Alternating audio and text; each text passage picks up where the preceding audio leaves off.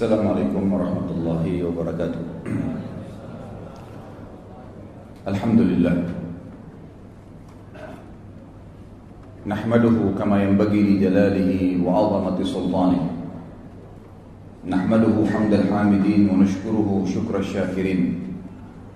Wa nusallimu ala 'abdihi wa rasulihi wa habibihi Muhammad kama shalla huwa malaikati alaihi. Adada khalqihi wa rida nafsihi wa zinata arshihi wa midada kalimatihi mil'us samawati wa mil'ul ardi wa mil'u ma syi'ta min syai'in ba'd. Tentu yang paling layak diucapkan oleh setiap muslim di awal aktivitasnya adalah memuji Allah Subhanahu wa taala. Dan juga yang kedua adalah membacakan salawat dan taslim kepada Nabi sallallahu alaihi wasallam. Di awal pembukaan kita saya ingin mengatakan kepada Bapak Ibu sekalian, ikhwah akhwat rahimakumullah, selamat datang di kisah orang-orang saleh. Orang-orang yang layak dan sangat pantas untuk dijadikan sebagai idola, suri tauladan, disimak kehidupan mereka. Orang-orang yang telah mencatat buku-buku sejarah dunia, bukan cuma sejarah umat Islam, sejarah dunia, dengan tinta-tinta emas dari perilaku-perilaku mereka dalam kehidupan. Sosok-sosok yang tadinya di padang pasir tidak bisa membaca, bahkan banyak di antara mereka yang tidak bisa menulis, tapi dengan wahyu dari langit mereka menjadi manusia-manusia memimpin dunia. Mereka manusia-manusia yang disegani oleh musuh-musuh. Mereka yang selalu dirindukan oleh orang-orang yang beriman. Serial tentang sahabat yang mulia ini, saya berdoa secara khusus kepada Allah SWT akan diberkahi dan dimudahkan. Sebagaimana Allah telah mudahkan kita pada bulan yang lalu membahas tentang menggapai derajat Siddiq bersama Abu Bakar radhiyallahu anhu, kita pada pagi ini akan membahas menjadi Faruq bersama Umar bin Khattab radhiyallahu anhu. Saudaraku, Faruq diambil dari kalimat faraqa yufariqu, atau lebih tepatnya sebenarnya juga diambil dari farraqa yufarriqu, yang artinya membedakan, memisahkan, memilah dengan jeli dan tepat. Itu artinya. Kalau dikatakan Faruq, itu ismul fa'il namanya, dinisbatkan kepada pelaku. Jadi kalau tadi artinya membedakan, memilah, memilih ya, antara kebenaran dan kebatilan dengan tepat dan jeli. Kalau dikatakan Faruq berarti orang yang melakukan itu. Umar radhiyallahu anhu mendapatkan julukan Faruq dari Nabi kita Muhammad SAW, langsung dari Nabi. Itu semua karena prinsip dasarnya Umar radhiyallahu anhu. Beliau begitu mengenal Islam, sebagaimana yang kita dengar bagaimana kisah masuk Islamnya, bagaimana kelebihan-kelebihannya, perilaku-perilakunya, bagaimana sosok Umar di zaman jahiliyah yang ganas, yang luar biasa bencinya dengan Islam, yang secara khusus meluangkan waktunya untuk menyiksa kaum muslimin. Umar bin Khattab radhiyallahu anhu pada saat di Mekah sebelum masuk Islam, bukan hanya menyiksa budak dia. Dia datang kepada teman-temannya seperti Abu Jahal, Abu Sufyan, Umayyah bin Khalaf, didatangi oleh dia dan dia bantu menyiksa budak-budak temannya sampai sore hari, dari pagi dipukulin, digebukin, macam-macam. Dan Umar bin Khattab pada saat tiba malam, dia meninggalkan orang-orang Islam sambil berkata apa? Kalau bukan karena malam, saya tidak berhenti menyiksamu. Bencinya luar biasa dengan agama Allah Subhanahu wa taala. Ganas luar biasa terhadap orang-orang Islam. Keras, kasar. Tapi dengan adanya hidayah dari Allah Subhanahu wa taala mengubah figur Umar bin Khattab radhiyallahu anhu yang tadinya sibuk dengan khamr. Beliau sendiri menyebutkan tentang kisahnya, beliau mengatakan, saya pecinta khamr di masa jahiliyah. Tidak ada hari kecuali mendekuk khamr. Akhirnya membenci khamr dan terus berdoa kepada Allah agar khamr diharamkan, dan ayat pengharaman khamr turun karena permintaannya beliau radhiyallahu anhu. Berubah total dari sesuatu yang buruk menjadi yang baik, dari bodoh menjadi pintar, dari orang yang tidak punya adab, tidak punya tata krama menjadi orang yang sangat mulia akhlaknya. Islam mengubah semua itu. Dan Umar bin Khattab adalah orang yang punya prinsip. Pada saat dia tahu Islam ini benar, maka betul-betul dia membedakan dan memilah antara Islam dengan kekufuran. Hijrah 100%.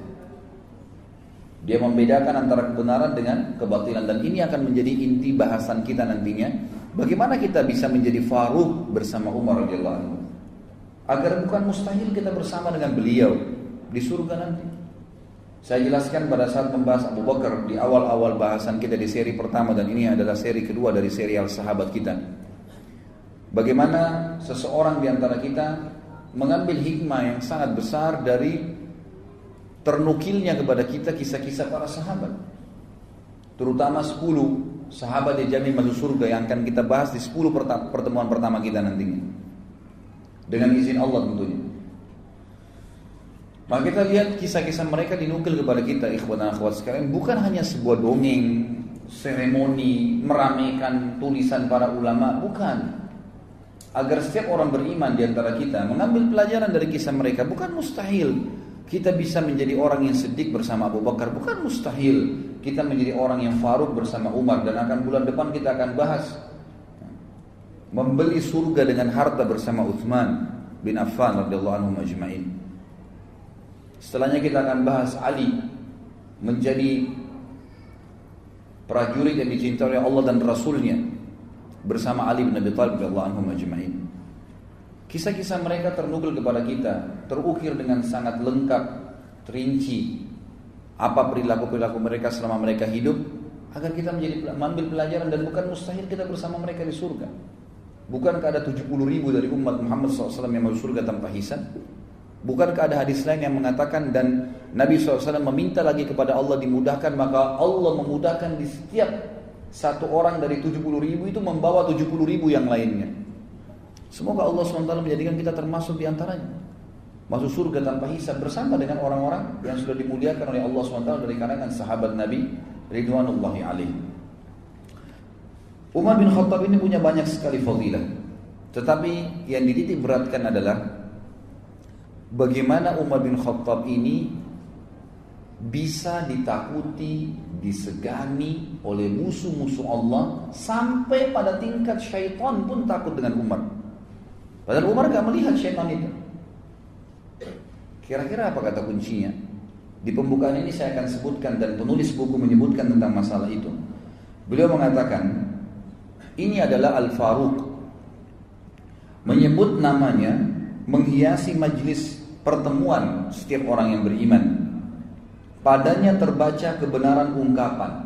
Semua orang yang membahas Umar dan menyimpulkan, ternyata sampai dia sukses sebagaimana kita pelajari nanti, dari anak atau dari seorang anak muda yang pemabuk, yang jahat, yang ganas sama orang Islam atau orang mukmin di Mekah, menjadi seorang yang beriman, yang sangat baik, sebagaimana kita lihat nanti, yang sangat luar biasa perjuangannya membela agama Allah, dan sangat tegas dengan orang-orang kafir, sampai menjadi raja kaum muslimin dan meninggal mati syahid di Madinah. Ternyata kata kuncinya, kata beliau adalah, barang siapa yang takut kepada Allah, niscaya Allah akan membuat segala sesuatu takut padanya. Jadi rahasianya Umar bin Khattab ditakutin. Nanti kita lihat sama musuh-musuhnya dari kalangan manusia dan jin pun. Jin kalau melihat Umar bin Khattab, nanti kita jelaskan hadisnya, lewat di sebuah lembah, Umar gak lihat, dia sengaja cari lembah lain karena takut dengan Umar radhiyallahu anhu. Kata kuncinya karena Umar bin Khattab sangat takut dengan Allah Subhanahu wa taala. Disebutkan cirinya adalah beliau kalau mendengar atau membaca Al-Quran terlintas ayat tentang azab, maka beliau pingsan. Setiap kali dengar ayat pasti pingsan. Bahkan pernah sekali beliau baca Quran itu pingsan, ya, dan sadar beberapa saat kemudian dan merasa sakit tubuhnya karena takutnya dengan ayat tersebut selama sebulan. Dan para sahabat mengunjunginya karena dianggap sakitnya tadi. Tidak pernah kena apa-apa, nggak ada penyakit khusus, tapi karena takut pada saat membaca tentang ayat azabnya Allah Subhanahu Wa Taala. Di kedua bawah matanya, kelopak matanya ada garis berwarna hitam. Dan ini tidak mudah kulit seseorang itu bisa bergaris warna hitam dan seperti ada lubang mengalirnya tempat air. Ini karena banyaknya Umar bin Khattab menangis kepada Allah Subhanahu Wa Taala setelah masuk Islam. Sebagaimana juga mudah-mudahan nanti akan ada beberapa kisahnya. Dialah laki-laki yang terang-terangan tentang Islamnya pada saat orang menyembunyikan Islam itu sendiri. Dia yang sengaja mengorbit Islamnya. Nanti juga akan kita lihat kisahnya. Dia laki-laki, ikhwan dan akhwat sekalian, yang menambal bajunya pada saat menjadi khalifah dan memakai baju biasa dan tidak punya pengawal. Tidak pernah takut kecuali kepada Allah Subhanahu Wa Taala. Dialah laki-laki yang syaitan lari darinya. Dialah laki-laki yang tidak pernah tidur malam hari kecuali sudah memastikan tidak ada lagi kaum muslimin yang susah pada saat itu. Dialah laki-laki yang merupakan mujahid terbesar, ya, yang dicatat dalam sejarah. Karena di zaman Umar bin Khattab disepakati oleh para sejarawan muslim adalah masa ekspansi Islam terbesar.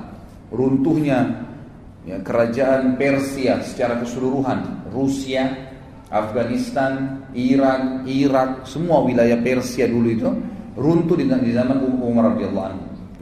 Begitu pula wilayah, sebagian besar wilayah Romawiya, negeri Syam, ya, kemudian Mesir, wilayah Afrika, takluk ya dari dua sisi, timur dan baratnya dunia ini takluk di zaman Umar bin Khattab dan masuk Islam pada saat itu. Berapa banyak pahala yang beliau panen radhiyallahu anhu, dan nanti akan kita jelaskan masalah itu. Dialah dikatakan orang yang tidak mau makan sampai kelaparan pada saat masyarakatnya ditimpa paceklik, dikenal dengan Amramada. Nanti akan kita jelaskan juga masalah itu. Dialah orang yang selalu mengucapkan kebenaran walaupun pahit dan tidak pernah takut kecuali kepada Allah Subhanahu Wa Taala. Kata penulis, dialah Faruq umat ini yang telah mengguncangkan singgasana orang-orang zalim, meruntuhkan benteng-benteng raja-raja Kisra dan Kaisar Romawi. Orang-orang sombong lagi congkak tunduk kepada, ya, keadilannya. Bendera kezaliman tertunduk di depan panji keadilannya. Dialah orang yang sangat zuhud, seorang ulama, ahli ibadah, pencemburu terhadap orang-orang yang melanggar hukum Allah, dan juga orang yang sangat takut kepada Allah Subhanahu Wa Taala. Orang yang punya tekad yang bajak, pembunuh fitnah-fitnah, dan juga orang yang paling gencar menghidupkan sunnah Nabi Sallallahu Alaihi Wasallam. Ini kurang lebih kronologis yang disebutkan oleh penulis buku. Sekarang kita masuk, siapa Umar bin Khattab radhiyallahu anhu. Umar bin Khattab ini sebenarnya adalah salah satu dari suku Adi. Adi ini suku dari Quraisy dan bertemu dengan Nabi Sallallahu Alaihi Wasallam di kakek kelima atau keenamnya. Di zaman jahiliyah, Umar ini sangat dekat dengan Umar yang lain. Ada dua orang Umar dulu di zaman jahiliyah yang terkenal sekali, pemimpin Mekah. Itu adalah Umar bin Khattab dan Umar bin Amr bin Hisham, atau dikenal dengan Abu Jahal. Dua orang ini terkenal dengan Umarain, ya, di Mekah. Dua Umar yang terkenal sekali.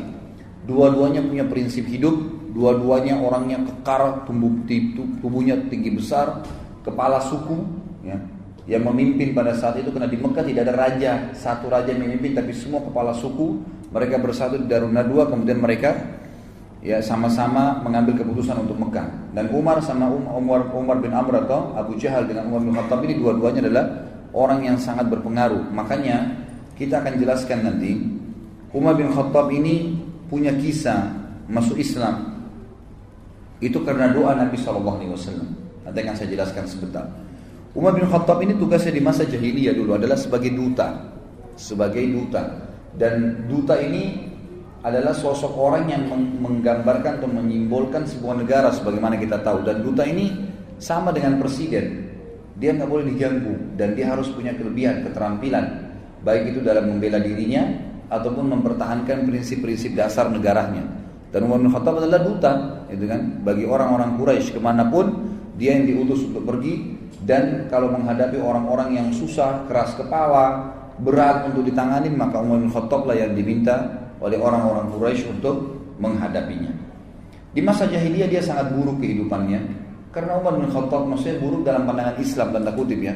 Beliau selalu mabuk, beliau selalu menyembah berhala. Agak berbeda sedikit dengan Abu Bakar. Abu Bakar memang orang yang dari zaman jahiliyah nggak pernah buat masalah. Memang masa jahiliyah itu subhanallah Abu Bakar hidupnya mulus-mulus saja, tidak pernah sembah berhala, orang yang suka bersedekah, memang sudah bersahabat dengan Nabi SAW karena dia tinggal satu camp dengan Khadijah, ya, pemukiman pedagang-pedagang di Mekah, sebagaimana sudah kita jelaskan pada pertemuan yang lalu. Tapi Abu Bakar itu hidup Abu Bakar. Mungkin tidak semua orang bisa seperti Abu Bakar. Tapi Umar Allah jadikan radhiyallahu anhu ajma'in adalah simbol ya rahmatnya Allah Subhanahu wa taala. Ternyata Umar bin Khattab ini kehidupannya luar biasa gitu. Di masa jahiliyah, mabuk tiap hari nyiksa umat Islam, tiap hari nyembah berhala, beragam macam kesalahan dikerjakan oleh Umar bin Khattab radhiyallahu anhu, gitu kan? Maka dengan datangnya Islam, Allah SWT menunjukkan rahmatnya. Asal orang mau taubat, orang mau berubah, orang mau mengikuti kebenaran, Allah tidak akan lihat masa lalunya. Allah tidak akan lihat masa lalunya. Umar bin Khattab ini berselisih para ulama tentang bagaimana kisah masuk Islamnya. Paling tidak ada 3 riwayat yang dinukil oleh penulis buku. Namun yang paling ditarjih, dikuatkan oleh beliau adalah riwayat tentang ya, atau riwayat Imam Tirmidzi dalam kitab Al-Manaqib tentang Manaqibul Umar bin Khattab yang disahihkan oleh Syekh Albani dalam masalah ini. Bahwasanya riwayat tentang keislaman Umar yang paling kuat kena ya dengan riwayat Tirmidzi, yaitu doa Nabi SAW. Waktu umat Islam terdesak, kewalahan di Mekah menghadapi musuh-musuh mereka, tiap hari disiksa, tiap hari dipukulin, ada yang dibunuh, nggak bisa melawan. Sampai waktu Nabi SAW melewati Yasir dan istrinya Sumayyah radhiyallahu anhuma, budak daripada Abu Jahal, dan memiliki anak bernama Ammar yang dikenal dengan Ammar bin Yasir, semuanya sahabat yang mulia. Sumayyah lagi hamil, lalu dikatakan oleh Abu Jahal, ya, kembalilah kepada Tuhanmu yang dulu wahai Sumayyah. Maka Sumayyah mengatakan, saya lebih memilih mati daripada harus kembali menyembah berhala yang kalian buat dengan tangan kalian sendiri. Lalu Abu Jahal marah menusuk perutnya Sumayyah.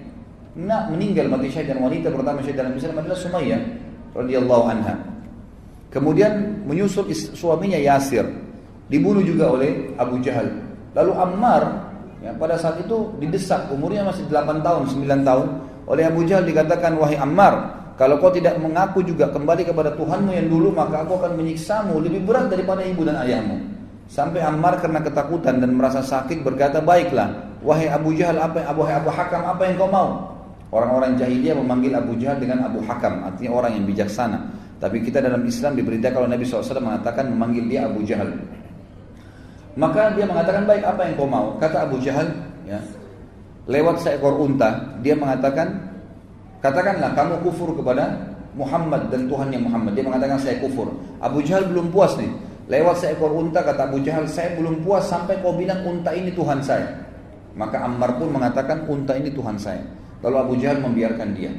Pada saat mereka lagi proses disiksa, Nabi kita Muhammad SAW lewat di situ. Melihat kejadian tersebut, tidak ada kekuatan bagi umat Islam. Bagaimana cara membelahnya nih? Maka Nabi SAW cuma mengucapkan kalimat, sabran ala Yasir fa inna mau'idakumul jannah. Sabarlah wahai keluarganya Yasir, pasti kalian dengan mati ini masuk surga. Lalu Nabi SAW lewat menuju ke rumah beliau. Ammar pun mengikuti Nabi SAW lalu berkata, ya Rasulullah, saya telah kufur, ibu saya dan ayah saya dibunuh oleh Abu Jahal, dan saya pun dipaksa, akhirnya saya mengucapkan secara terpaksa saya kufur kepada risalah anda, dan saya juga mengatakan unta Tuhan saya. Maka kata Nabi SAW, wahai Ammar, kalau besok kau diperlakukan lagi yang sama dengan Abu Jahal, ucapkan apa yang dia mau, karena sungguhnya kau tidak kufur, hatimu tidak seperti itu. Maka turunlah firman Allah Subhanahu wa taala yang menjelaskan tentang perilaku Ammar ini. Illa man ukriha wa qalbu mutmainnun bil iman. Tidak masuk kekufuran kalau orang itu sebenarnya mengucapkan kalimat kufur karena terpaksa sementara hatinya penuh dengan keimanan. Turun kepada Ammar radhiyallahu anhum ajma'in. Pada saat itulah Nabi SAW berdoa, mengatakan dalam doanya, Allahumma izzal islama bi ahabba hadaini rajulaini ilai. Bi Abi Jahal bin Hisham, dalam riwayat dikatakan bi Umar ya, bin Amr bin Hisham, dan yang kedua au bi Umar bin Khattab. Hadis ini sebagaimana saya jelaskan dari riwayat Tirmidzi dan disahihkan oleh Syekh Albani. Artinya, ya Allah, kata Nabi SAW dalam doanya, muliakanlah Islam ini dengan salah satu dari dua orang yang paling engkau cintai. Itu Abu Jahal ibn Hisham, Umar bin Amr bin Hisham, atau Umar bin Khattab. Kata perawi hadis, dari keduanya ternyata yang lebih Allah cintai adalah Umar bin Khattab, sehingga Allah memberikan hidayah. Ini pendapat yang dikuatkan oleh penulis, mengatakan ini pendapat yang paling kuat tentang masuk Islamnya Umar bin Khattab. Yang kedua adalah kisah yang lain tentang masuk Islamnya Umar bin Khattab, dan ini dinukil oleh Imam Bukhari dalam kitab Sahihnya. Kisahnya kurang lebih bahwasanya Umar bin Khattab ini pernah marah dengan Nabi SAW. Jadi setelah melihat kejadian di Mekah, simpang siur, setiap hari orang bicara tentang Muhammad, terus pengikutnya Muhammad disiksa, orang Quraisy bertengkar, berkelahi, suku sama suku saling bermusuhi, sepupu sama sepupu saling bertengkar, gitu kan? Suami istri terpisah dengan suaminya. Umar bin Khattab bilang, Muhammad sudah gila nih. Saya harus bunuh Muhammad. Itu perkataan Umar bin Khattab di awal. Saya harus bunuh Muhammad. Maka dia pun keluar dengan baju perangnya, membawa pedangnya, gitu kan? Keluar khusus untuk membunuh Nabi sallallahu alaihi wasallam, gitu kan? Lalu dia pun mendatangi Abu Jahal dan berkata kepada Abu Jahal. Pada saat itu Abu Jahal mengatakan, saya akan memberikan 100 ekor unta yang membunuh Muhammad. Maka Umar berkata, betulkah yang kau bilang hai Abu Jahal? Dia bilang iya. Baik, Umar bin Khattab keluar membawa pedangnya, sekaligus menyatukan antara hadiah yang dikejar 100 ekor unta itu dengan bencinya dengan Nabi SAW pada saat itu. Dan ini sebagaimana saya sebutkan tadi, di sini ditulis diriwayatkan oleh Imam Bukhari dalam kitab Manaqibul Ansar bab Islam Umar bin Khattab.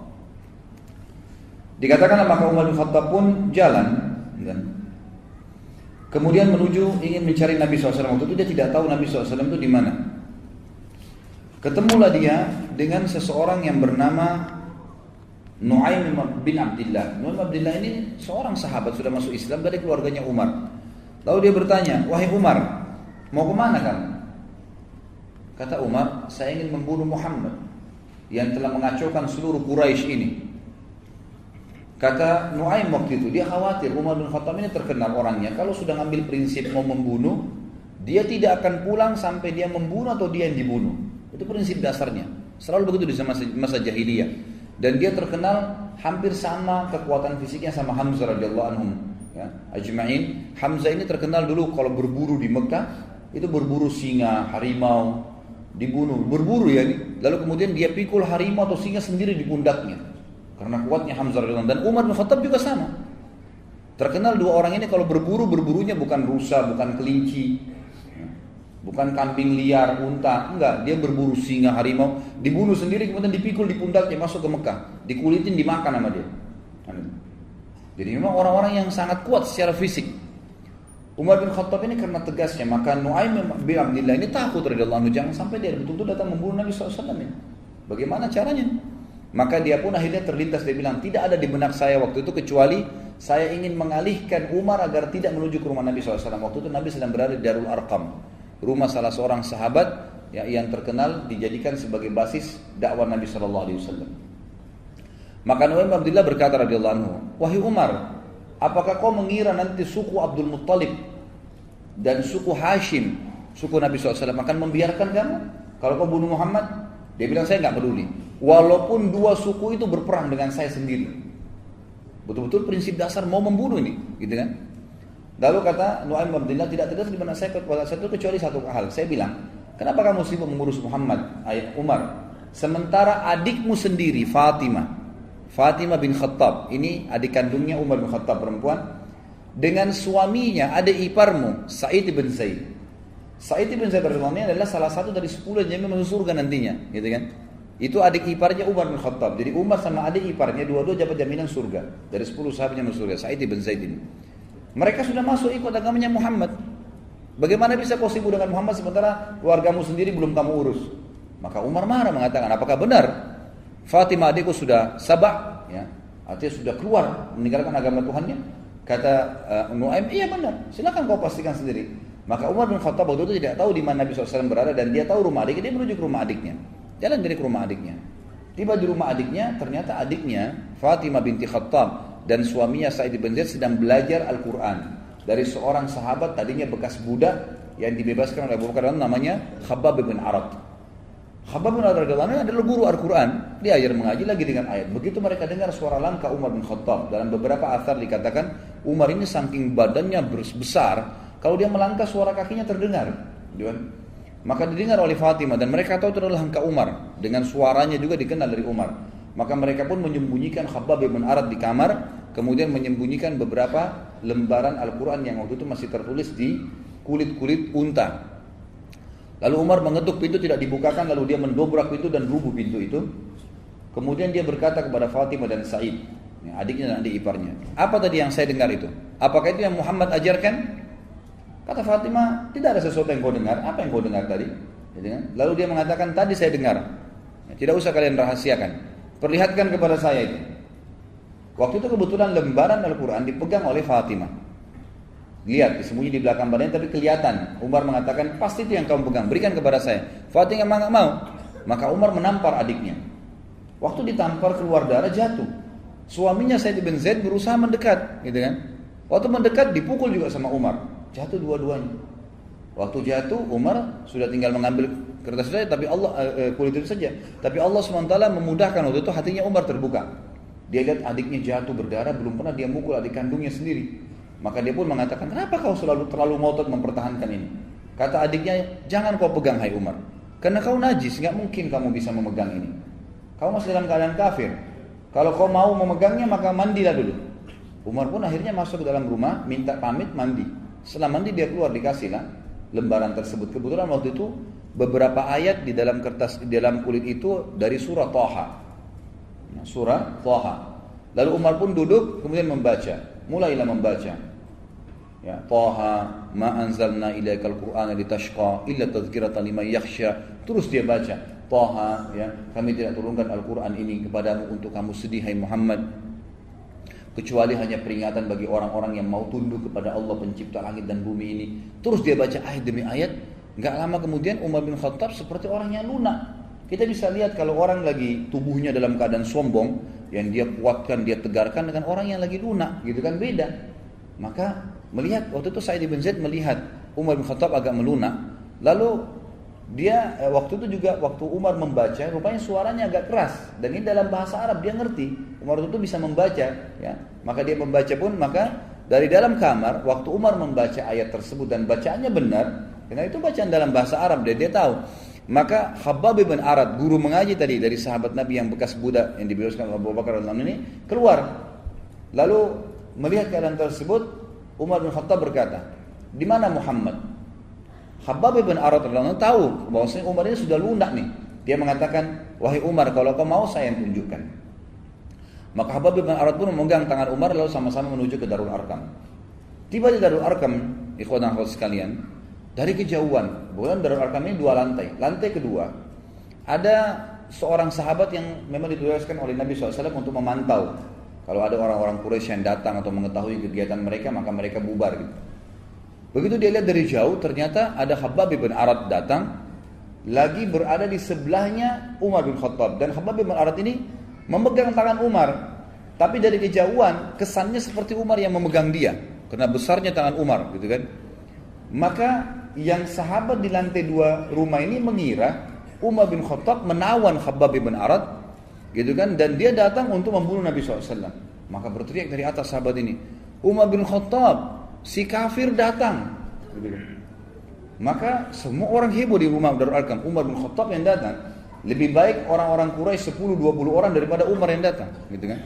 Bagi mereka luar biasa kalau Umar datang, ini berbahaya sekali, gitu kan. Nanti kita lihat setelah masuk Islam bagaimana dia lawan orang-orang Quraisy juga sendirian. Maka dia pun datang ke dekat pintu. Pada saat masuk dekat pintu, Maka semua sahabat waktu itu hirup-hirup dalam rumah.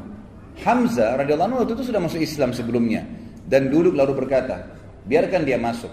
Kalau dia niat buruk, saya akan menghadapinya. Maka Nabi SAW mengatakan, masukkan Hamzah ke dalam kamar. Hamzah disuruh sembunyikan. Ini bukan perkelahian. Nabi SAW sudah tahu. Dimasukkan ke dalam ruangan. Lalu kata Nabi SAW, bukakan buat dia. Begitu dia masuk, begitu dibukakan pintu, Umar bin Khattab lihat Nabi SAW, tundukkan pandangannya. Lalu Nabi SAW memegang pundaknya, bajunya dengan keras dan menyentaknya sambil mengatakan, wahai Ibnu Khattab, apakah kau menunggu azabnya Allah turun padamu baru kau beriman? Maka Umar diam. Nabi SAW sentak kedua kali, wahai Ibnu Khattab, apakah kau menunggu azabnya Allah turun kepadamu baru kau mau beriman? Sampai 3 kali lalu Umar bin Khattab jatuh berlutut di tanah lalu mengatakan, saya beriman kepadamu ya Rasulullah. Lalu dia syahadat. Pada saat dia syahadat, seluruh Darul Arqam bertakbir. Karena besarnya takbir kaum muslimin, bangga dengan Umar masuk Islam, terdengar sampai di dekat Ka'bah takbir mereka. Gitu kan? Jadi saking besarnya. Ini salah satu kisah yang berhubungan dengan masuk Islamnya Umar bin Khattab. Riwayat yang lain maksud saya. Riwayat yang ketiga adalah riwayat yang dinukil oleh Imam Ahmad, ya. Mohon maaf, bukan. Riwayat di sini dikatakan sebenarnya di sanadnya dhaif, ya. Sanadnya dhaif, tapi ini disebutkan oleh Imam Az-Zahabi dalam Al-Mizan. Ini dikarenakan karena riwayat ini terdapat Abdurrahman bin Harith, seorang rawi yang jujur sebetulnya, tapi dia memiliki kekeliruan dalam meriwayatkan hadis. Jadi sebenarnya dhaifnya, lemah pun tidak terlalu lemah. Ya karena dia bukan pembohong, dia bukan ahli maksiat, cuman dia kadang-kadang keliru kalau menyampaikan hadis, lafadznya ada yang tertukar, maka didhaifkan. Tapi ulama tentu nanti saya simpulkan akan menggabungkan 3 riwayat ini dan mengatakan tidak ada yang berbentrok satu sama yang lain. Intinya Umar bin Khattab sudah masuk Islam dan akhirnya menjadi seorang sahabat yang mulia. Ibnu Ishaq menukil dalam buku sirahnya tentang Ummu Abdillah binti Abi Hathma, ya, radhiyallahu anha. Pada saat dia cerita, Ummu Abdillah ini bercerita, demi Allah ketika kami sedang bersiap-siap berangkat ke negeri Habasyah, mau berangkat ke negeri Habasyah,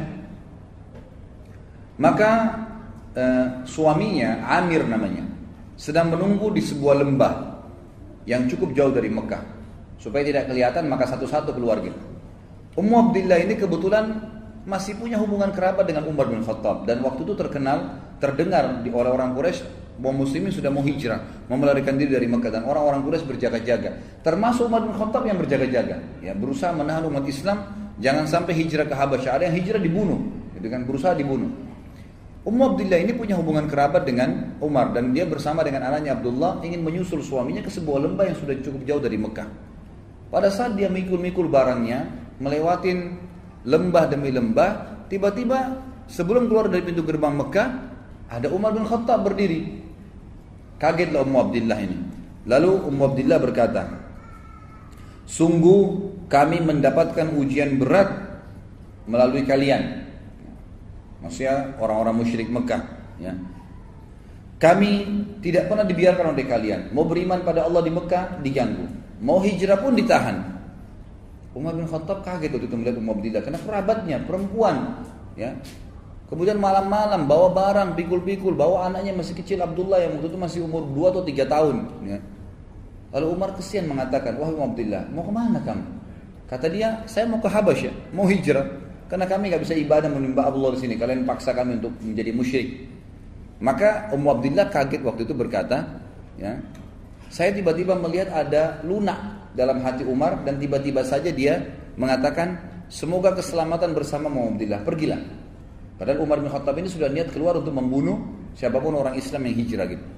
Pada saat bertemu Ummu Abdillah ini dengan suaminya di lembah yang sudah janjian di luar Mekah, tiba-tiba suaminya tanya, tadi Ummu Abdillah, ada enggak orang yang kau temuin dari Quraisy? Kata Ummu Abdillah, enggak ada, kecuali Umar, gitu kan. Kata suaminya, Umar bin Khattab itu musibah yang besar, gitu kan. Itu bahaya sekali kalau kau ketemu dengan dia. Lalu kata Ummu Abdillah, tapi dia sempat lunak. Dia bahkan mengatakan kepada saya, semoga engkau selamat wahai Ummu Abdillah. Mudah-mudahan menjadi penyebab masuk Islamnya, gitu kan. Lalu kata Amir ini suaminya Ummu Abdillah. Dia mengatakan, orang yang engkau lihat tadi itu, Umar bin Khattab maksudnya, tidak akan pernah masuk Islam sebelum keledainya Al-Khattab masuk Islam. Jadi mustahil masuk Islam orang itu, gitu kan. Ini kata sahabat ini. Karena luar biasa Umar benci dengan Islam pada saat itu. Gitu kan? Jadi kalau seandainya orang yang kau lihat itu mau masuk Islam, mesti keledainya Khattab, keluarga Khattab, maksudnya keluarganya Umar semua, itu syahadat baru dia bisa syahadat tuh orang. Gitu. Saking sulitnya gitu. Maka akhirnya di kisah ini disebutkan sampai di situ dan akhirnya Umar bin Khattab benar masuk Islam, kemungkinan bisa saja dari doanya Ummu Abdillah tadi yang disebutkan. Ya. Jadi itu diantara riwayat yang dinukil kepada kita. Pertama tentang doa Nabi Shallallahu Alaihi Wasallam dan ini yang paling kuat. Yang kedua tentang adiknya Fatimah dan Sa'id bin Zaid radhiyallahu anhum ajma'in yang sudah masuk Islam sebenarnya, lalu Umar membaca surah Thaha. Dan yang ketiga adalah tentang masalah kisah Ummu Abdillah. Ada riwayat yang lain juga dinukil oleh sebagian ya, ulama dan dinukil juga oleh beliau di sini adalah Umar bin Khattab pernah bercerita sendiri.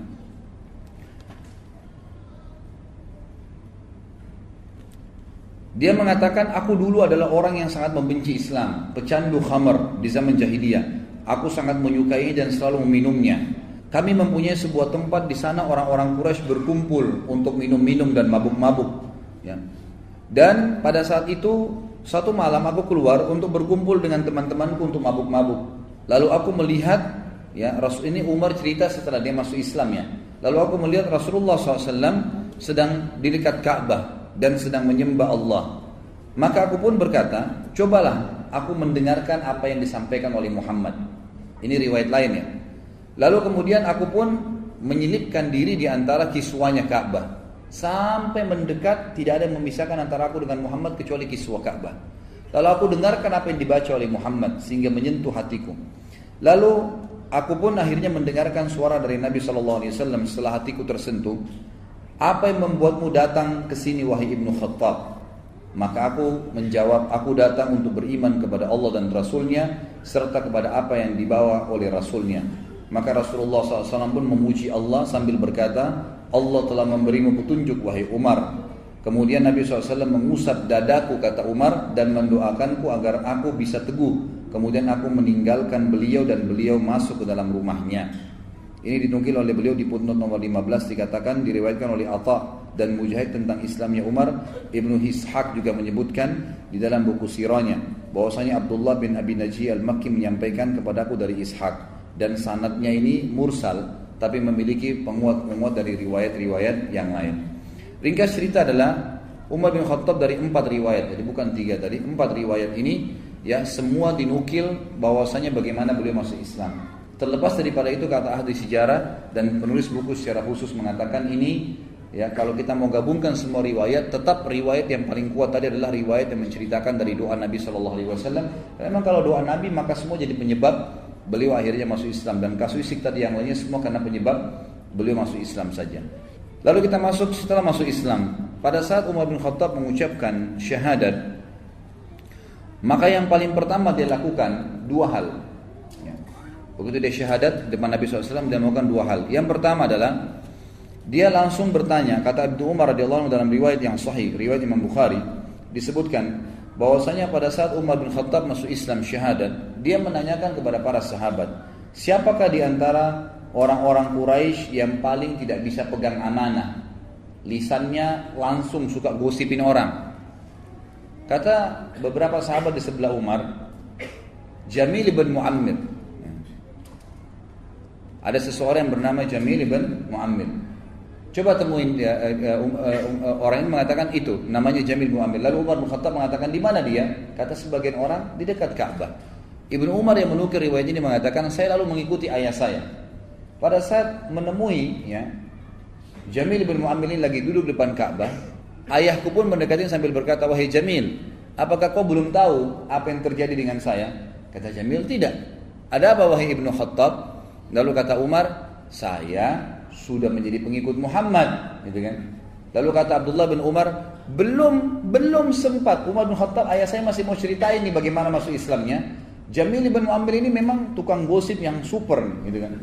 Sampai dia bilang belum dengar ceritanya apa, berdiri langsung menuju ke dekat Ka'bah, ya tanpa melihat wajah ayah saya sedikit pun, lalu berkata dekat Ka'bah, Umar bin Khattab telah murtad, telah sabak itu menyembah selain Allah, selain Tuhan-Tuhan mereka.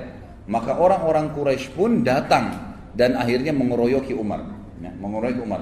Waktu Umar ditanya oleh orang Quraisy sebelum dikeroyokin, wahai Umar, apa kau sudah sabah? Sabah itu berarti sudah murtad dari agama kita, menyembah selain berhala-berhala yang kami sembah. Kata Umar, tidak, saya enggak sabah, saya enggak murtad, tapi saya sudah asyhadu an la ilaha illallah wa anna muhammadar rasulullah. Malah dia syahadat depan mereka, gitu kan. Maka dalam riwayatnya dikatakan Umar bin Khattab pun dikeroyokin oleh orang-orang Quraisy. Riwayat yang ini riwayat menjelaskan, maka Umar pun dikeroyokin orang Quraisy, lalu dia berkelahi sama mereka dari pagi itu sampai sore. Sendirian dia lawan, gitu kan. Pada saat Umar bin Khattab capek, letih, ada dua riwayat di sini. Riwayat yang pertama menjelaskan, khusus masalah riwayat yang pertama ya. Nah, nanti riwayat yang kedua tentang bagaimana setelah dia masuk Islam, apa perilakunya. Ini masih riwayat yang pertama, tapi khusus masalah pada saat dia dikeroyokin ada dua riwayat lagi.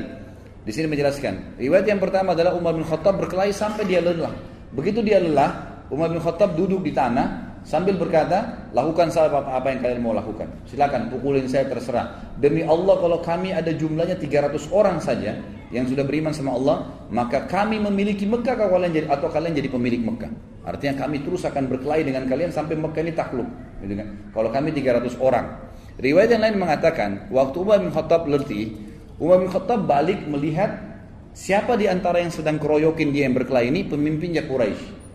Ada ditemukan ada satu pimpinan Quraisy, waktu itu tidak disebutkan namanya, dipegang ya badannya sama Umar, ditidurkan di tanah, lalu sama Umar ditusuk matanya.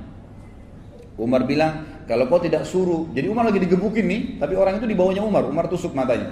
Umar bilang, kalau kau tidak berhentikan mereka, matamu akan saya butakan. Maka dia pun teriak, lepaskan Umar sudah gila mau butain mata saya gitu. Akhirnya orang-orang pada tinggalin Umar waktu itu. Itu riwayat yang berhubungan dengan masalah waktu dikeroyokin. Riwayat yang lain menjelaskan, tapi ini riwayat sebenarnya yang pertama lebih kuat, ya, karena diriwayatkan oleh Imam Bukhari. Kalau ini riwayat lebih hasan, yang diriwayatkan hasan ada sebagian mendhaifkannya. Tapi yang jelas riwayatnya juga dipegangi oleh sebagian ahli sejarah karena penguat dia. Waktu Umar bin Khattab masuk Islam, dia berkata kepada Nabi SAW, ya Rasulullah, bukankah kita dalam keadaan benar? Ini baru syahadat nih, belum belajar banyak hukum, gitu kan? Bukankah kita dalam keadaan benar? Kata Nabi SAW, benar. Bukankah orang Quraisy dalam keadaan salah, batil, menyembah berhala, salah? Karena tadi sebelumnya dia sudah menyembah berhala, gitu kan? Kata Nabi SAW, benar. Kata Nabi SAW, kata Umar, kalau begitu kenapa kita tinggal ya Rasulullah? Ayo kita perangin aja, gitu kan? Padahal ini masih baru berapa belas orang, gitu kan? Maka Nabi SAW waktu itu mengatakan, sabarlah wahai Ibnu Khattab, sesungguhnya Allah belum perintahkan itu padaku. Jadi ini riwayat yang lain tentang perilaku Umar bin Khattab pada saat dia masuk Islam. Penulis buku di sini langsung pindah ke kisah, bukan lagi di Mekah.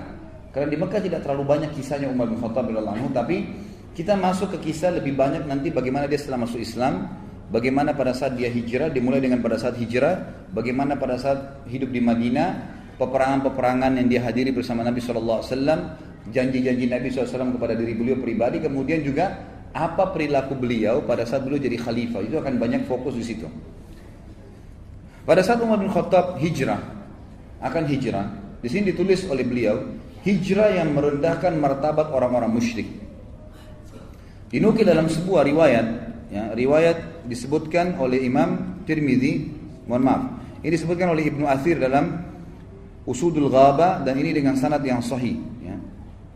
Dan khabar ini juga dikatakan disebutkan dalam buku Ar-Riyadun Nadhirin atau Ar-Riyadun Nadhirah, ya.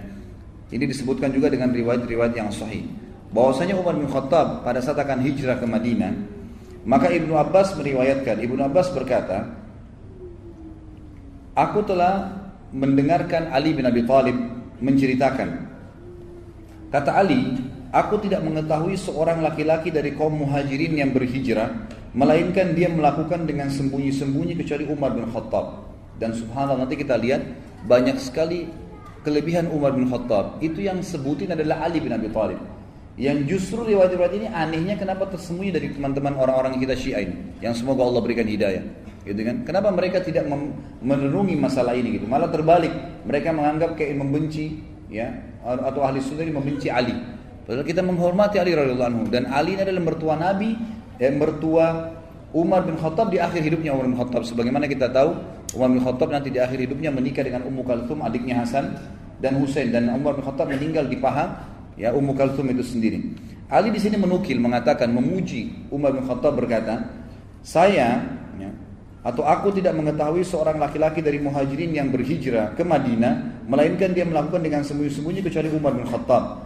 Ketika hendak berhijrah, dia mengambil pedangnya, menyiapkan busurnya, menenteng beberapa anak panah di tangannya, dan memegang tombak pendeknya. Jadi orang siap perang, gitu kan? Pedangnya ada, busurnya, anak panahnya, dan tombak kecil di tangan kirinya. Lalu dia menuju ke Ka'bah. Sementara para petinggi Quraisy sedang berada di halamannya. Dia tawaf di Ka'bah 7 putaran dengan tenang, lalu mendatangi makam Ibrahim dan sholat 2 rakaat. Kemudian dia berdiri di hadapan mereka satu persatu dengan berkata, jadi setelah tawaf menghadap ke orang-orang Quraisy, ini yang banyak puluhan jumlahnya, dia menghadap lalu dia berkata, wajah-wajah buruk Allah tidak menghinakan kecuali hidung-hidung ini. Ini bahasa Arab biasanya mengatakan, sungguh kalian orang yang paling buruk di muka bumi. Dia bahasanya begitu. Siapa yang ingin ibunya meratap karena anaknya mati, atau ya, anaknya menjadi yatim karena kehilangan ayah, dan menjadikan istrinya sebagai janda, hendaklah dia menemui aku di balik lembah ini karena aku mau hijrah sekarang. Jadi dia tantang. Jadi bahasanya bukan bilang saya mau hijrah, siapa yang mau lawan saya silakan, enggak. Dia berikan kalimat-kalimat yang menantang sekalian. Jadi pasti mati deh. Kamu mati atau saya mati. Itu bahasanya gitu kan. Siapa yang mau anaknya jadi yatim, orang tuanya kehilangan anak, istrinya jadi janda, temuin saya di belakang lembah ini. Saya mau hijrah ke Madinah. Kata Ali radhiyallahu anhu, tidak seorang pun yang mengikutinya kecuali orang-orang yang lemah yang telah diberi pelajaran dan bimbingan olehnya. Lalu dia berangkat kepada apa yang dia inginkan. Ini sebagaimana tadi disebutkan, sudah saya sebutkan riwayatnya. Jadi Umar bin Khattab ini satu-satunya orang yang hijrah dengan kemuliaan. Orang Quraisy nggak ada yang berani sama sekali yang menahan Umar bin Khattab pada saat itu, sementara yang lainnya semuanya sembunyi-sembunyi. Baik, mari kita dengar ikhwan dan akhwat sekalian beberapa manaqib. Manaqib ini kayak fadilahnya lah, ya, kelebihannya Umar bin Khattab yang disampaikan oleh Nabi sallallahu alaihi wasallam. Yang pertama adalah hadis yang sahih riwayat Imam Tirmidzi. Itu disebutkan di footnote nomor 19, di mana Nabi SAW pernah bersabda kepada para sahabat, ni'mar rajulu Abu Bakar wa ni'mar rajulu Umar. Sebaik-baik laki-laki untuk menjadi pendamping hidup, menjadi pemimpin, menjadi teman, menjadi ayah, menjadi anak adalah Abu Bakar, dan sebaik-baik orang juga laki-laki adalah Umar. Hadis ini ulama menyebutkan bahwasanya ini fadilah buat Abu Bakar dan Umar. Jadi karena di sini Nabi SAW memilih.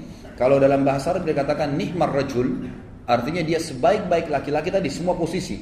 Sebagai anak kah, sebagai ayah kah, sebagai suami kah, sebagai saudara kah, sebagai guru kah, sebagai murid kah. Pokoknya sebagai laki-laki dalam apapun profesinya, ini adalah orang yang terbaik dua orang, Abu Bakar dan Umar. Yang kedua adalah hadis yang diriwayatkan oleh Abu Dawud dan Tirmidzi dan disahihkan oleh Syekh Albani, di mana Nabi kita Muhammad SAW bersabda, inna ahlal darajatil ula la yarahum man tahtahum kama tarawna an-najma at-tali'a fi ufuqis sama' wa inna Abu Bakrin wa Umar minhum wa an'ama. Sesungguhnya penghuni derajat-derajat yang tinggi terlihat nanti di surga, mereka bisa melihat orang-orang yang berada di bawah mereka seperti kalian melihat bintang-bintang di ufuk. Artinya mereka bisa melihat, kelihatan istana orang-orang yang di bawah mereka. Dan sesungguhnya Abu Bakar dan Umar termasuk mereka berdua yang telah mendapatkan kenikmatan itu. Artinya akan mendenuni derajat yang tinggi di surga. Hadis yang ketiga adalah hadis riwayat Bukhari dan Imam Muslim. Dua-duanya meriwayatkan Nabi SAW bersabda, laqad kana fi man qablakum minal umami nasun muhaddathun min ghairi an yakunu anbiya fa in yakum fi ummati ahadun fa innahu Umar.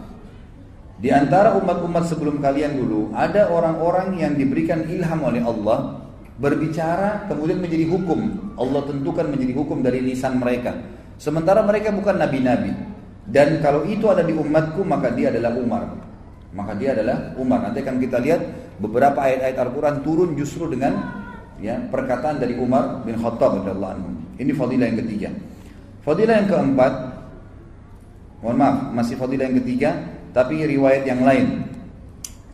Dikatakan oleh Nabi SAW, laqad kana fi man kana qablakum min bani Israil rijalun yukallimuna min ghairi an yakunu anbiya fa iyyakum fi ummati minhum ahadun fa Umar. Di kalangan orang-orang sebelum kalian dari Bani Israel terdapat orang-orang yang diberikan ilham dan mereka bukan para nabi berbicara tapi jadi hukum. Akhirnya Allah SWT tentukan menjadi hukum sementara nabi-nabi mereka masih hidup ya. Wahyu lagi turun sehingga perkataan mereka dinukil oleh Allah di dalam kitab-kitab nabi mereka gitu kan, karena sesuai dengan apa yang Allah inginkan. Jika pada umatku terdapat seseorang demikian, dia adalah Umar. Fadilah yang selanjutnya, ini fadilah yang keempat, hadis yang diriwayatkan oleh Imam Tirmidzi, juga disahihkan oleh Syekh Albani. Anas bin Malik dan Ali bin Abi Thalib radhiyallahu anhuma, keduanya berkata bahwa Rasulullah SAW pernah bersabda kepada Ali bin Abi Thalib tentang Abu Bakar dan Umar. Nabi berkata kepada Ali bin Abi Thalib, "Hadani sayyida kuhuli ahlil jannah minal awwalina wal akhirin illa an-nabiyyina wal mursalin la tukhbirhuma ya Ali." Dua orang ini wahai Ali, tuannya seluruh orang-orang dewasa penghuni surga dari kalangan orang-orang dulu, semuanya orang-orang dulu. Sahabat-sahabatnya Nabi Nuh, sahabat-sahabatnya Nabi Saleh, Nabi Syuaib, teman-temannya semua, ya, orang-orang terdahulu. Ini Abu Bakar dan Umar adalah tuannya mereka nanti di surga, kecuali para nabi-nabi dan rasul. Dan jangan kau katakan ini kepada keduanya wahai Ali. Artinya jangan sampaikan kepada mereka karena jangan sampai mereka malah jadi salah faham. Ini termasuk fadilah Abu Bakar dan Umar yang disatukan dalam hadis ini oleh Nabi SAW bahwasanya mereka pemimpin penghuni surga. Hadis yang agung yang lain adalah riwayat Imam Ahmad, riwayat Imam Tirmidzi dan disahihkan juga oleh Syekh Albani. Hadis yang luar biasa, fadilah Umar. Kata Nabi SAW, "Lau kana min ba'di nabiyyun lakana Umar bin Khattab." Kalau ada nabi setelahku, maka pasti itu adalah Umar bin Khattab. Jadi ini berarti jelas Umar bin Khattab, kalau ada nabi setelah Nabi SAW, dialah nabi. Artinya kita jadi ikutin gitu kan. Saking luar biasa kedudukannya di mata Allah SWT dan Rasulnya Muhammad SAW. Fadilah yang selanjutnya, yang keenam adalah disebutkan, diriwayatkan oleh Imam Ahmad dan Tirmidzi dan disahihkan juga oleh Syekh Albani. Kata Nabi SAW, "Inna Allah Ta'ala ja'ala al-haqqa ala lisani Umar wa qalbi." Sesungguhnya Allah telah menjadikan kebenaran pada lisan dan hati Umar. Jadi sampai pada tingkat apapun yang dia ucapkan, apa yang dia niatkan dalam hatinya, semuanya itu kebenaran, dibantu oleh Allah Subhanahu wa ta'ala. Ibnu Umar berkata, tidak ada sesuatu perkara yang menimpa manusia di zaman Nabi SAW, lalu mereka berpendapat tentang perkara tersebut, dan Umar pun berpendapat tentang perkara tersebut, kecuali Al-Quran turun sejalan dengan pendapat Umar. Ya, ini dinukil dalam riwayat Imam Ahmad. Kemudian juga Tariq ibn Shihab, ini salah satu ulama tabi'in yang masyhur ya, belajar dari para sahabat, berkata, kami berbicara di antara kami, di antara semua tabi'in, waktu itu Umar masih hidup, bahwasanya ada malaikat yang berbicara melalui lisan Umar bin Khattab. Jadi seperti apa yang diucapkan itu semua sesuai dengan syariat, nggak ada yang keluar dari situ. Ini sahih riwayat Imam Ahmad. Kemudian disebutkan juga dalam fadilah yang ketujuh, ya. Fadilah yang maksudnya dalam hadis ya. Kalau tadi Abdullah bin Umar itu dan Tariq bin Shihab itu pujian mereka. Tapi sini hadisnya adalah fadilah yang ketujuh. Nabi SAW pernah melihat Umar bin Khattab dalam hadis riwayat Ahmad dan Abdul Razzaq dan dihasankan oleh Syekh Albani. Nabi SAW pernah melihat Umar bin Khattab memakai baju putih. Lalu Nabi SAW menanyakan, barukah Umar atau baju bekas? Pernah dicuci? Kata Umar, baju bekas ya Rasulullah. Lalu Nabi SAW mengucapkan doa, dan doa ini akhirnya menjadi doa yang dianjurkan untuk setiap muslim mengucapkan kepada muslim yang lain kalau pakai baju baru. Ilbis jadidan wa ish hamidan wa mut syahida. Semoga kau selalu pakai baju baru, hai Umar. Semoga hidupmu selalu terpuji, dan juga semoga pada saat kau mati, kamu mati syahid. Sebagian ulama mengatakan mati syahidnya Umar ini karena doa Nabi SAW untuknya dalam pakai baju tadi. Fadilah yang selanjutnya yang ke-8 adalah pernah Nabi SAW, hadis ini riwayat Bukhari dan juga Abu Daud dan Tirmidzi. Waktu di perang Uhud, pasukan muslimin terdesak dan Nabi SAW mengajak sahabat untuk naik di atas gunung Uhud. Waktu itu Nabi SAW didampingi oleh Abu Bakar, Umar dan Uthman radhiyallahu anhum ajma'in. Maka tiba-tiba goncanglah Uhud. Maka Nabi SAW bersabda, "Uthbut Uhud, fa inna alaika fama alaika illa nabiyyun wa siddiqun wa syahidan." Tenanglah wahai Uhud, karena di atasmu ada seorang nabi seorang Siddiq Abu Bakar dan 2 orang yang akan mati syahid. Maksudnya Umar dan Uthman. Dan memang Umar nanti akan kita lihat di akhir pembahasan kita bagaimana beliau mati syahid dibunuh oleh Abu Lu'lu' al-Majusi, salah satu orang yang kafir pada saat itu. Kemudian fadilah yang selanjutnya, saya tidak usah sebutkan nomornya, mungkin 9, yang ke-10 dan seterusnya, adalah pernah Nabi SAW menjelaskan di dalam hadis riwayat Imam Ahmad dan Imam Muslim juga Nasai dengan sanad yang sahih. Nabi SAW pernah bercerita tentang umat-umat sebelum kita gitu. Kata Nabi SAW, ketika seorang pengembala bersama domba-dombanya, datanglah seekor serigala mau mengambil domba, lalu berhasil ditangkap sama dia. Berhasil serigala itu mengambil dombanya lalu pergi. Lalu si pengembala mengejarnya. Kemudian serigala itu berbicara mengatakan, kalau saya sudah memangsa seperti ini, kau tidak akan bisa mengambilnya. Kata si serigala dalam bahasa si pengembala. Sampai pengembalanya berhenti, gak jadi ngejar. Gitu kan. Kok bisa serigala ngomong? Lalu kata Nabi SAW, dan juga dari sisi lain ada seseorang yang sedang membajak, yang sedang menggunakan sapinya, gitu kan? Tapi tidak digunakan untuk membajak sawah, digunakan untuk memikul barang-barang yang berat di punggungnya. Lalu sapi itu berbicara mengatakan, ya, saya tidak diciptakan untuk ini, kepada ya pemilik sapinya. Lalu sahabat semua mengatakan, subhanallah, maksudnya antara yakin dengan tidak gitu. Apa kata Nabi SAW? Sungguh aku, Abu Bakar dan Umar percaya tentang itu. Jadi artinya kalau sudah penyampaian dari saya, nggak ada keraguan. Masalah serigala bisa bicarakah, sapi bisa bicarakah, intinya dari Allah pasti kami percaya. Saya, aku, Abu Bakar dan Umar percaya tentang masalah itu. Dan ini sebuah fadilah. Artinya semua orang ragu tapi beliau ya dengan Abu Bakar dan Umar yakin dengan masalah itu. Kemudian Nabi SAW juga bersabda dalam fadilah yang selanjutnya, ini diriwayatkan oleh Imam Ahmad dan Tirmidzi dan Ibnu Majah dan juga disahihkan oleh Syekh Albani. Bunyinya, ar'afu ummati bi ummati Abu Bakar wa ashadduhum fi dinillahi Umar. Wa fi riwayah arhamu ummati bi ummati Abu Bakar wa ashadduhum fi amrillahi Umar. Umatku yang paling mengasihi umatku yang lain, umatku dari umatku yang paling mengasihi umatku secara global adalah Abu Bakar